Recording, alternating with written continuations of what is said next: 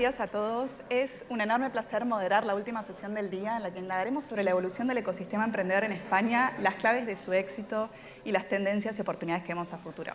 Hoy contamos con el privilegio de tener a 4 expertos que están liderando el cambio y la innovación en el sector, así que démosle una cálida bienvenida a Felipe Navío, cofundador y co-CEO de Jovan Talent, a Carlos Torres Vila, presidente de BBVA, a Aquilino Peña, cofundador y socio gerente de Kibo Ventures, y a Laura Urquizu, presidenta y CEO de Redpoints.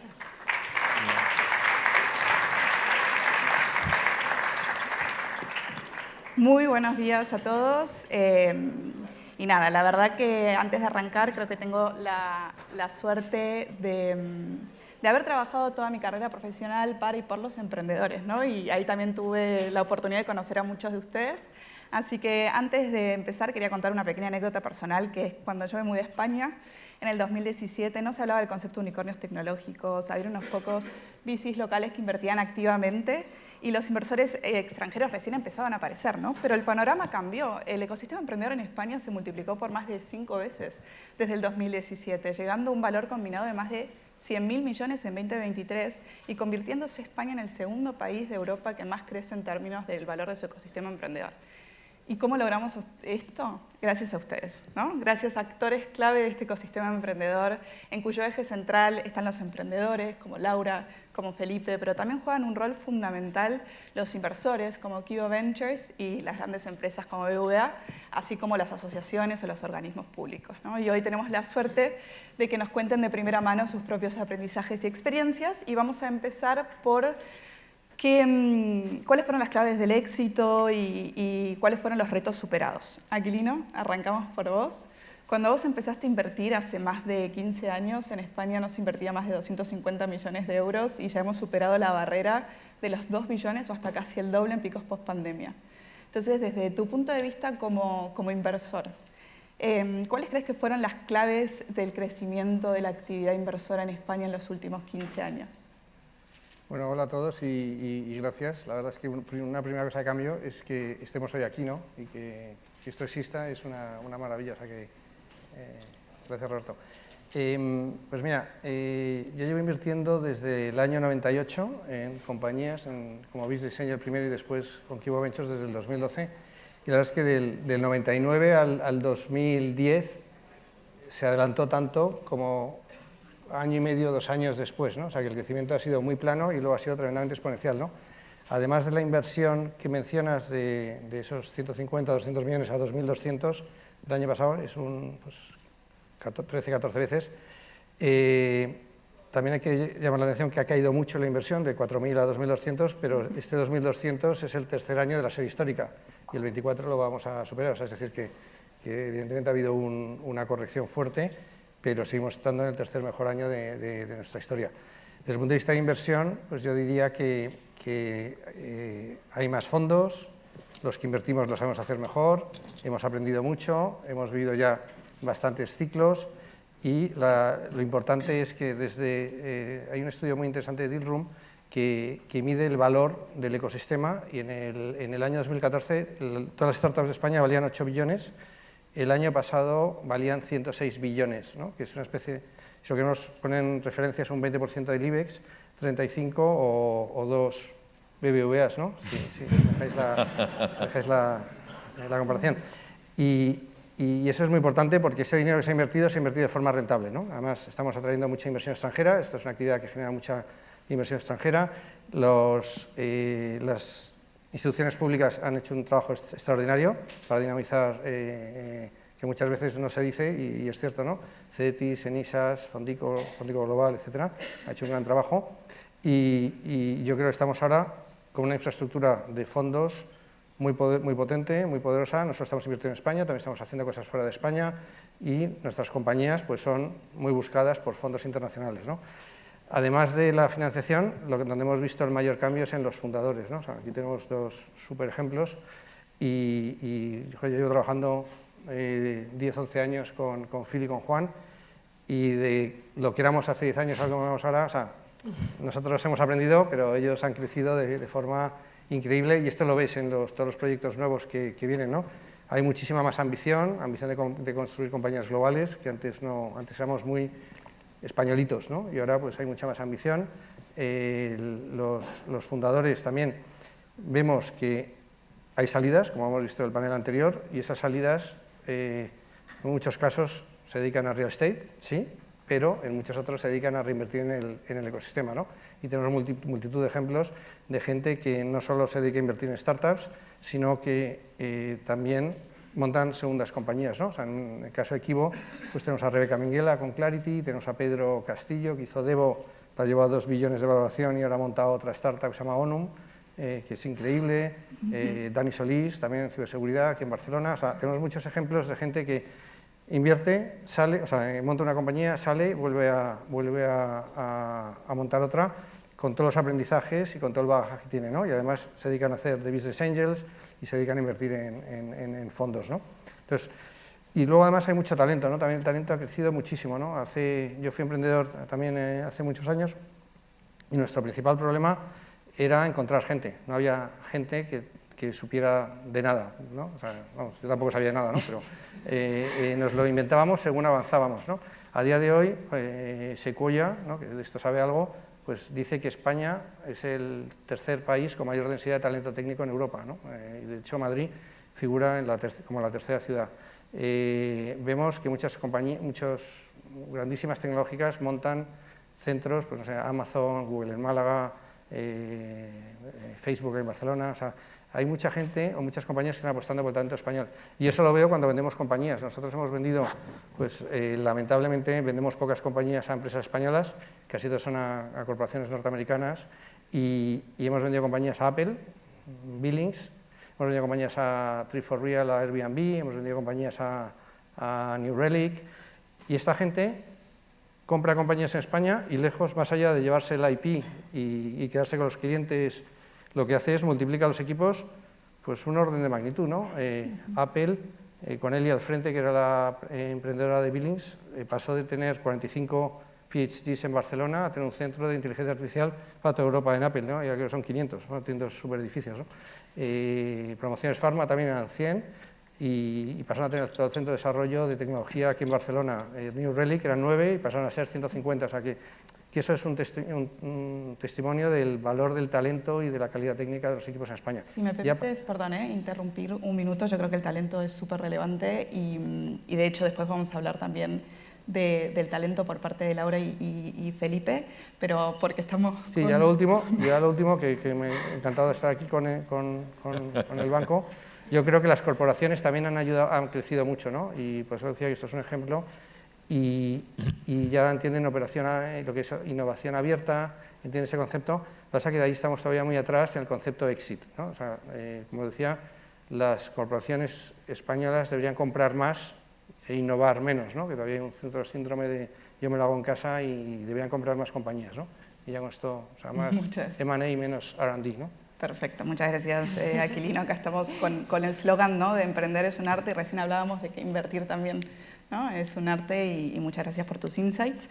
Y Carlos, hemos comentado brevemente sobre la importancia del rol de la gran empresa para los emprendedores, y sabemos que desde BBVA siempre se apostó por la innovación y por el emprendimiento. Entonces, desde tu perspectiva, ¿qué rol juega una entidad como BBVA en el desarrollo de un ecosistema emprendedor? Pues como dices, el papel de la gran empresa es muy importante también, se refería a él, Aquilino, en sus palabras finales, y para un banco más todavía, y esa es la razón por la que decidimos crear BBVA Spark, porque creemos que tenemos un papel muy importante que jugar en el emprendimiento, y ya lo veníamos jugando, pero con Spark pues, nos organizamos mejor.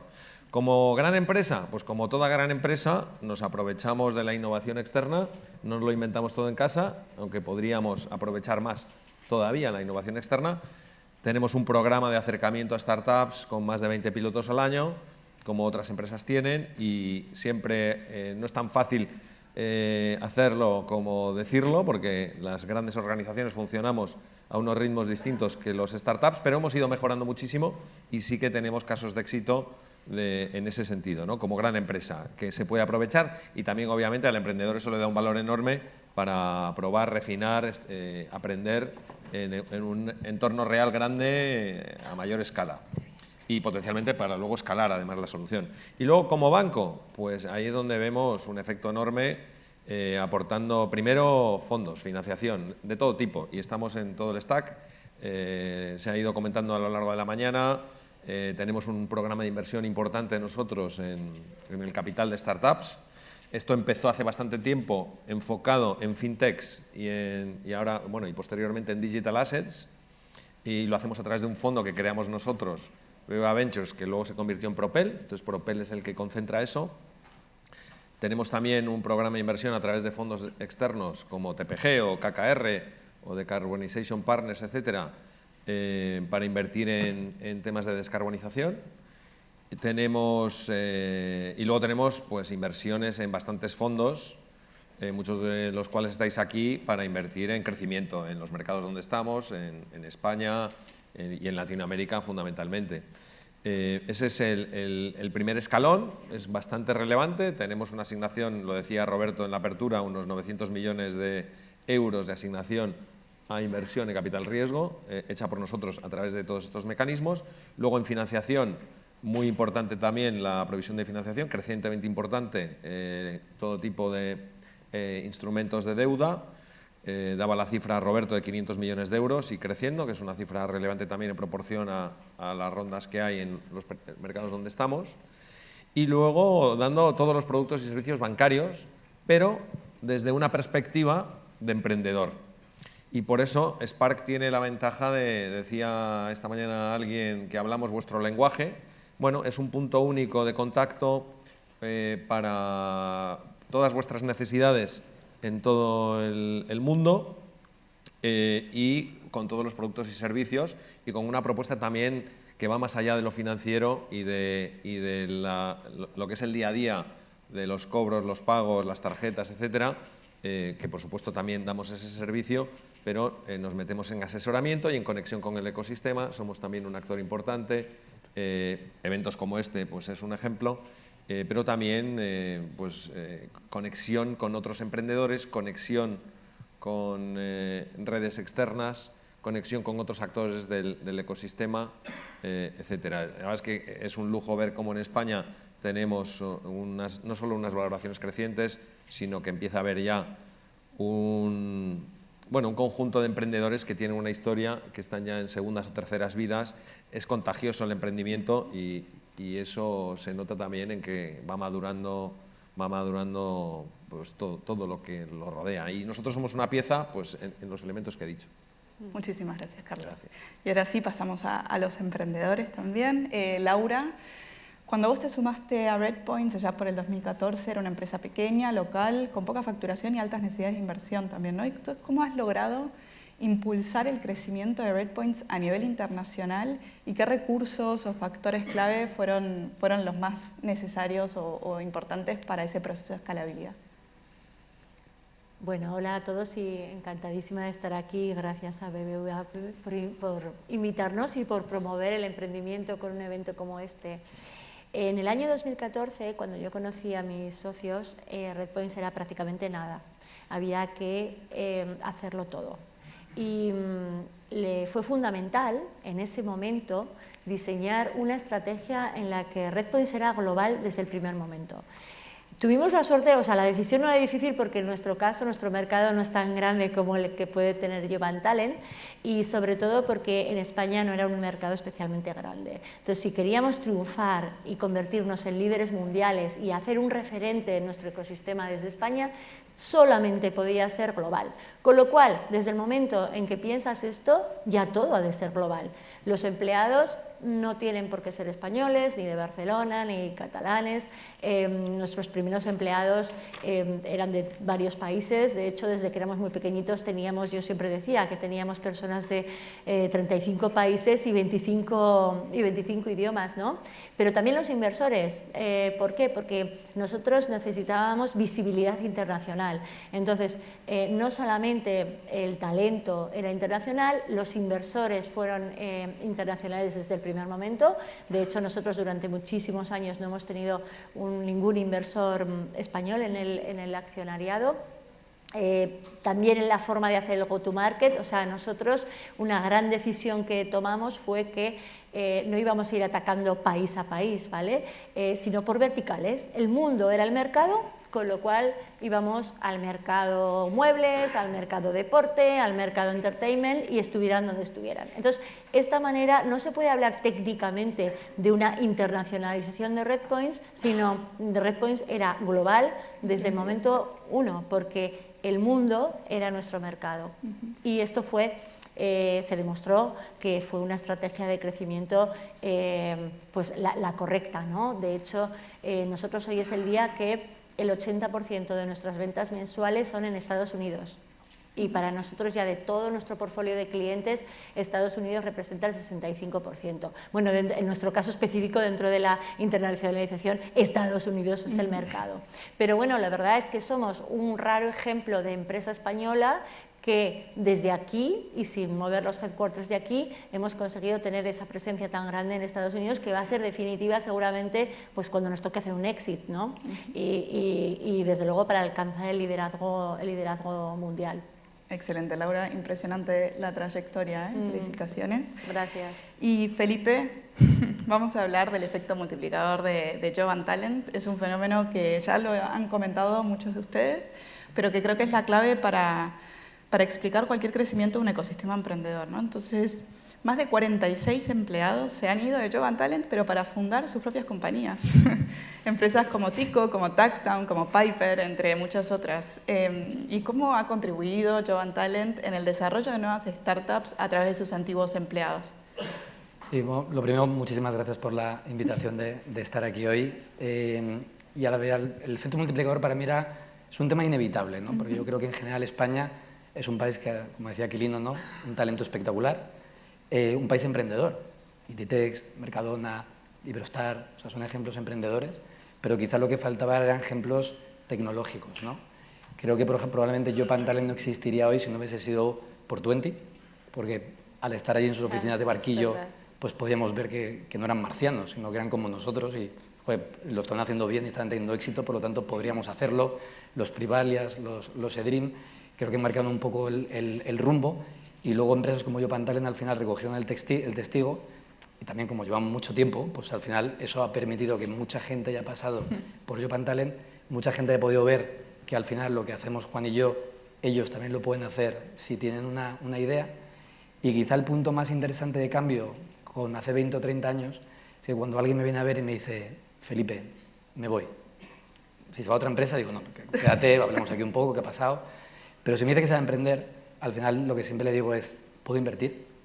Porque al final del día, como emprendedor, sabes que es muy difícil competir con alguien que quiera hacer algo. Es un cambio de vida tan brutal que no se trata de retenerlo, se trata más bien de ayudarle. ¿Y ayudarle por qué? Porque de la misma manera que a nosotros nos ayudaron tantos emprendedores a hacerlo, hay un poco una sensación de deber de ayudar a esos emprendedores a que puedan salir adelante y que puedan cumplirlo, ¿no? Entonces, por eso creo que al final el efecto multiplicador ha sido algo imparable que venía y que seguirá viniendo y que va a hacer el ecosistema muchísimo más fuerte. Súper. O sea, bueno, salen todos estos estudios sobre los efectos multiplicadores que hacen los reportes Endeavor y ahí citan que de buscar y fomentar aptitudes emprendedoras a convertirse en verdaderas fábricas de fundadores, y yo creo que eso es emprendimiento de alto impacto y es algo que llegó para quedarse, ¿no? Y que estamos replicando también de otros ecosistemas más sofisticados como el de Estados Unidos, que también han pasado antes y ahora está pasando también acá. Así que ahora damos por terminada la primera parte de las preguntas más del pasado y ahora hablemos del futuro, de qué tendencias, qué oportunidades vemos. Y Aquilino, volvemos a arrancar con vos. ¿Cuál es qué? Recuerda... Mira el reloj, por favor. Que voy al último. Short and sweet. ¿Cómo ves la evolución del capital riesgo en España y qué previsiones ves en términos de volumen de inversión y número de operaciones?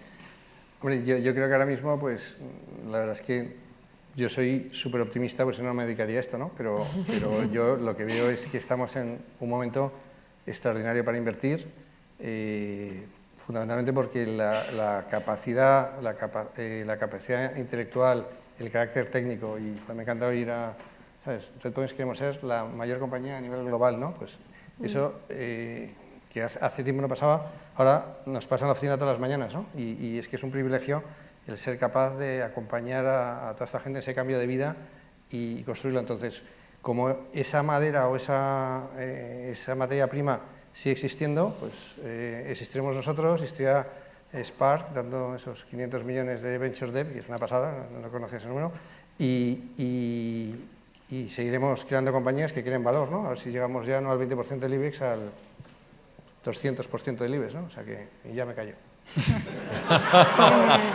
Tenés todas las miradas ahí, ¿no? Bueno, muchísimas gracias, Aquilino. Es difícil la pregunta, más en estos entornos en los que estamos. Y ahora, Carlos, en este entorno tan cambiante, ¿no? de gran crecimiento y dinámico, ¿en qué crees que se deben enfocar los emprendedores o qué rol crees que deben jugar los emprendedores? Bueno, el cambio... Bueno, esta mañana teníamos al teniente alcalde que nos repasaba los retos que tenemos por delante, que además todos empezaban por D, ¿no? Porque habla de descarbonización, desglobalización, defensa, digitalización, no sé qué más, demografía. Democracia. Democracia también. Democracia también, sí, todos empezaban por D. Y ilustra bien que el mundo tiene desafíos grandes y los emprendedores sois clave para resolver los desafíos que tiene el mundo. En todas estas dimensiones y en muchísimas otras, sois el motor de la sociedad, sois los que buscáis soluciones a los problemas, bueno, tanto a problemas antiguos como a problemas nuevos que van viniendo, y con eso hacéis que la sociedad sea mejor a través de creación de valor, de riqueza, de empleo y de competitividad, de hacer que el mundo vaya bien. Entonces, en la medida en que el cambio además es constante, que esto ya lo decía un filósofo griego hace 2500 años, que es lo único constante, el cambio es lo único constante, los emprendedores pues siempre van a existir para bueno, promover ese cambio y reaccionar al mismo. Y ese es el valor que veo. Y por eso nosotros en Spark lo que queremos es, en BBVA, queremos ser el banco de las empresas que están definiendo el futuro. Las empresas, muchas tecnológicas, pero empresas de alto crecimiento que están inventando soluciones y que están redefiniendo el futuro. El papel que veo del emprendedor es hacer que la sociedad prospere. Muy bien. Sí, los emprendedores como motor de cambio, ¿no? De las economías y que empujan. Y bueno, ahora Laura, finalmente te voy a hacer la pregunta porque estamos bastante bien de tiempo, de volver a tu experiencia en el extranjero, ¿no? De que nos cuentes un poco qué buenas prácticas has vivido en otros ecosistemas de emprendimiento como el de Estados Unidos, que puedan ser replicables localmente para acelerar el crecimiento. Bueno, a ver, el ecosistema de Estados Unidos, a mí, claro, es un ecosistema que da mucha envidia, porque allí tienes mucho de todo, ¿eh? Tienes magníficos emprendedores, magníficos inversores y magnífico talento. Pero para mí, y esto hablando de que el ecosistema en España, como han comentado tanto Aquilino como Carlos como Felipe, bueno, ha mejorado y ha evolucionado de una manera exponencial. No tiene absolutamente nada que ver lo que era hace 10 años a lo que es hoy, ¿eh? Entonces nos estamos acercando. Pero como me has preguntado concretamente, ¿no? por otros, te diré lo que yo más echo de menos del de Estados Unidos. Y no es ni la inversión ni es la cantidad de emprendedores. Es el talento de personas que tienen ya la experiencia en otras empresas y que lo vuelven a hacer en la tuya, ¿no? No emprendedores, talento, porque es verdad, y seguro que esto Felipe también lo ha experimentado, conforme vas creciendo como empresa y te vas alejando de ser lo que era una startup recién nacida, vas necesitando distinto talento. Y claro, como en España, bueno, el ecosistema está creciendo mucho, pero todavía no ha habido muchos exits, todavía no ha habido muchas empresas que hayan llegado a los tamaños pues, donde puede estar Jovan Talent o donde puede estar Redpoints, salvando las distancias. Entonces, claro, necesitas... todavía no hay ese talento, el pool es mucho más reducido y ahí es donde tenemos el problema. En ese pool de CFOs que ya hayan hecho un exit, de ventas, o sea, equipos o líderes de ventas que hayan tenido equipos enormes, que hayan escalado, efectivamente que hayan escalado. Entonces, esto para mí es en este momento la principal diferencia, y no solo con Estados Unidos, también en Londres, también lo mismo. Excelente, Laura, gracias. Y Felipe, justo que Laura estaba también hablando de talento, hablemos de cultura, hablemos de liderazgo. ¿En qué crees que se deberían enfocar los líderes del futuro para atraer talento y liderar de forma tal que se pueda seguir contribuyendo al desarrollo del ecosistema emprendedor en España? Bueno, pregunta complicada. Yo lo que te diría al final, las empresas lo que tienen que tener es, yo creo, o los líderes, no tener miedo, porque, como decías, el cambio es constante y va a seguir viniendo, y al final a esos líderes les va a tocar adaptarse a ese cambio, bien sea comprando empresas para incorporar ese talento, bien invirtiendo en los empleados que se van de la empresa para promover que lo hagan y no dándoles miedo que eso pase, o bien incluso desarrollando iniciativas como puede ser Spark, donde al final invierten dinero propio para poder adaptarse a las realidades que van ocurriendo. Y de hecho ahora con la inteligencia artificial pues probablemente se acelerará todavía más ese cambio, y yo creo que al final es una mezcla entre no tener miedo y poder pensar en grande, ¿no? Porque yo creo que lo que ha faltado muchas veces en España es poder pensar en grande y poder pensar que podemos generar grandes ganadores globales desde aquí, como hay muchas empresas que son, al menos en tecnología, grandes ganadores globales, y creo que al final si tienes una cultura donde no hay miedo y donde hay ambición, vas a traer a la gente correcta. Excelente. Gracias por esos mensajes clave. Y antes de cerrar, me gustaría hacerles una última pregunta a todos, aprovechando que tenemos una audiencia llena de fundadores, y en un titular, porque no sabemos cómo estamos con los tiempos, pero ¿qué lecciones o qué lección han aprendido en su trayectoria que creen que puede ser valiosa para otros emprendedores? Vamos a cambiar el orden, arranquemos por Felipe, que fuiste último. Lección. Yo lo que he aprendido es que es una carrera de largo recorrido, es una maratón y no es un sprint, y emprender tiene que ser eso, porque muchas veces al final a lo mejor se ha visto con una forma de hacerlo y hacerlo rápido y ganar dinero y me voy, y la realidad es que para poder crear algo que cambie una industria es un proyecto a largo plazo. Laura. Sí, bueno, 100% alineada con lo que ha dicho Felipe. De hecho, mi respuesta iba a ir un poquito por ahí, pero para cambiar y no repetirme también tengo otra respuesta, que es no hay un playbook. No hay un playbook de cómo hacerlo, no hay. Entonces, lo que le sirve a una empresa igual no le sirve a otra. Entonces, eventos como este son fundamentales y totalmente necesarios para hacer network, para compartir, para apoyarnos y compartir experiencias, pero luego tú cuando vayas a tu empresa y a tu casa, tu empresa es la tuya, lo que necesita tu startup es a lo mejor distinto de lo que otros te hayan podido contar, y lo que a uno le ha funcionado, pues igual a ti no te funciona. Y esto es sobre todo importante también en la gestión de talento y en la captación de talento, volviendo al talento, ¿no? Para mí esto es un gran aprendizaje. Excelente. ¿Carlos? Bueno, yo tengo una perspectiva un poco distinta que la vuestra, obviamente, ¿no? Pero creo que también es aplicable lo que yo pueda haber aprendido en mi carrera, y lo resumiría en que, que está muy bien marcarse metas ambiciosas, no tener miedo, pensar en grande. De hecho, es uno de los 3 valores que destacamos en el banco, ¿no? El cliente es lo primero, pensar en grande, y somos un equipo. Totalmente de acuerdo. Pero que eso no confunda el éxito, que el éxito para mí está en el camino, en desarrollarte como persona, desarrollarte como profesional, en cometer errores, corregirlos. Ese es el éxito, no el exit o el valor o la ronda ABCD. Entonces hay que combinar el ser ambicioso con no tener una obsesión por metas que en realidad son menos importantes que el camino. Y quizá ahí destacaría sobre todo como lo más relevante el impacto que se tiene en los demás. O sea, hablamos de emprendimiento de alto impacto, pero el impacto en realidad es en el día a día. El impacto que tiene Felipe, pues con la historia de la multiplicación que hemos escuchado, eso es éxito, eso es muchísimo más éxito que ninguna otra métrica financiera. Jacqueline. Bueno, yo por seguir con lo del camino, yo creo que lo principal es la generosidad. Aquí, como decía, nadie sabe aprendiendo esto, y todos hemos llegado donde hemos llegado gracias a la generosidad de mucha gente que nos ha ido acompañando, nos ha ido aconsejando, nos ha ido haciendo comentarios, y yo creo que el karma vuelve, ¿no? Y yo creo que hay que ser generoso con los que ven detrás y eso siempre vuelve, ¿no? Entonces la generosidad para el camino. Muy bien. Bueno, lamentablemente ahora sí tenemos que cerrar.